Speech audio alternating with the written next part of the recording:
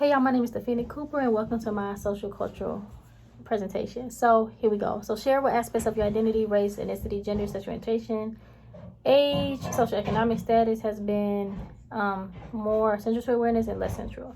So first off, I'm of mixed race. I'm half black and I am half Italian German. I guess 25% Italian, 25% German. However that go. Yes. I'm 26 years old. I identify as female. She, her. Sexual orientation, I identify as queer more so than bisexual, which means basically you have to feel an emotional connection to someone before you feel any romantic connection. That could be with anybody, transgender, cisgendered, anybody, whatever you identify, it's whatever.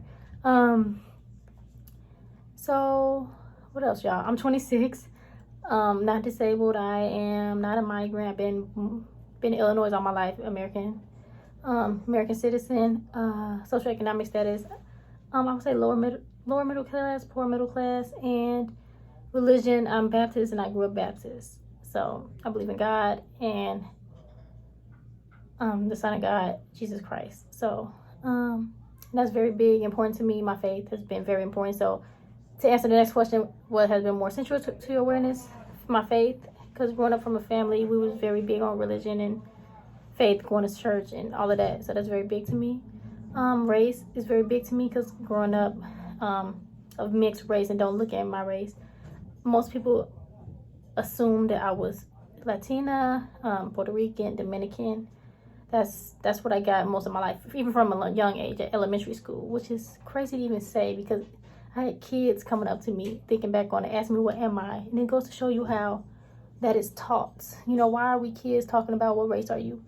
Like, let's go jump rope or something. We talk like we worried about the wrong things or something. And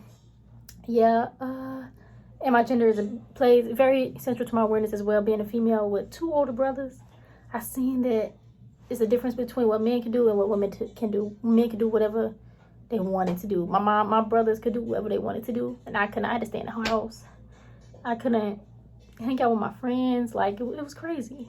And I feel like that's why I am the way I am today, more kind of masculine presenting and just more like females can do whatever men can do or even do it better. You know what I'm saying? That's what has been least central to my awareness. I will say, at least my socioeconomic status really wasn't a big thing to me growing up. I always felt like I had everything. But as I got older and older, I realized, like, I knew we were of lesser, socioeconomic status when I seen that, like, I didn't even get it. Like, most of your classes, you get a yearbook. I never had a yearbook. Like, never had a yearbook. And I always wanted one. But growing up, I realized, like, oh, we probably couldn't afford one. So that's why I never had one. But it wasn't really a big thing to me, though. So it wasn't really that important to me. As I got older, I just grew more aware of it. Share a positive experience related to one of your cultural identity markers. I would say growing up, I don't know if I said, my dad passed away when I was 2. So the white side of my family, I don't know them. I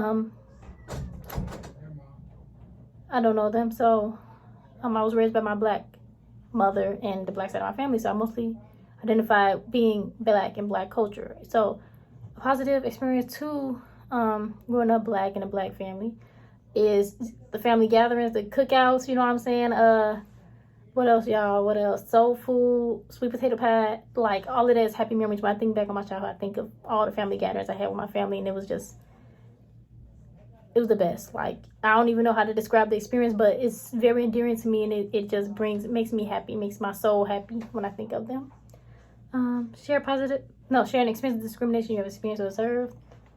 So me personally, I never experienced discrimination. The time that's really profound to me was when I was in the car with my mom, and I was like 8, 9, or 10. Mom looks black. She has a darker complexion than me. And a white man cut her off in traffic and called her the N-word. So growing up, I was always aware. My mom taught me of, the differences. You got different people, cultures, disabled people. Everybody's, not the same. And that's okay. To always treat them with respect, you know what I'm saying? So I knew the N-word was bad. But actually seeing it in the flesh and actually act it out, it was just like a lot to me as a child. Like, I knew it was wrong. And it hurted me until my mom had to experience that, and I guess have her daughter experience somebody calling her a derogatory slur, a term and it was just a lot. So I knew at an early age that like discrimination exists. One group maybe, you know, not maybe, but feels as if they're more superior than another group based on their skin, and it's just not right. So that's definitely the most major one that I remember that stood out to my mind. And leading to the next question, sharing an area of privilege you hold and the way you're affected by this awareness is my lighter skin complexion. So I don't look black. I don't even look white. So, but being that I don't look black, I can see how that lighter skin complexion gave me more privilege because I don't get the discrimination my family do, my African American family do.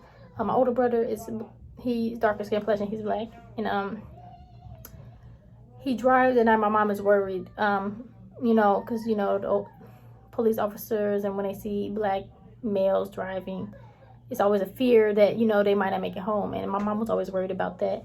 So, and me being lighter skin, I never had to worry about that, as well as when I hang out in the mall or any public place with my cousins who are darker skin tone than me, I see that we get more looks than when I'm alone because of my skin. And it made me more aware of that. And how it affected me was I hated it. I didn't like it because it's like, why? Like, why are they being seen differently when we're all the same? And I'm black, even though I'm mixed, but I'm black, but I don't get it the same because I'm lighter complexion. And yes, I was affected by it just in I guess a negative, irritated way. Like, why is it like this? Like, it just don't make sense.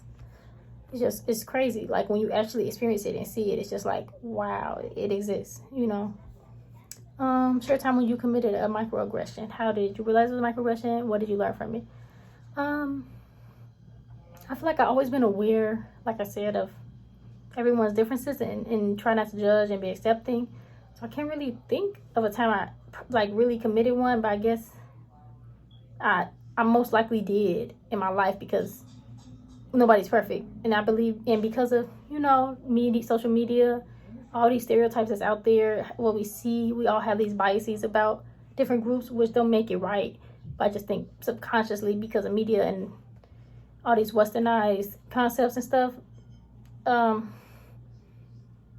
definitely social media, we just have these biases, and unconsciously I probably have committed numerous microaggressions, but in my conscious mind I can't really think of one because I definitely don't tend to be, you know, commit any type of microaggression or any, I don't know, like racial thing for any group. I'm very accepting and very aware of the differences everybody has.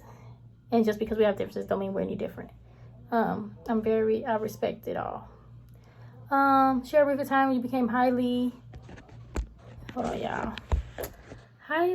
aware of cultural influences in your personal life.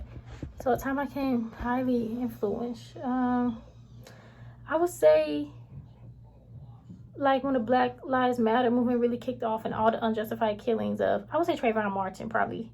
It's like the most one I could think of that really just made me highly aware of the cultural influence in my life. It made me more pro-Black. It made me more aware of like the racial injustices in the world, how really different cultures are treated differently based on their religion, their race, all of that. Like, but that's was really the one that really kicked it off for me, because the guy just had Skittles, and like how did he end up passing away because of that?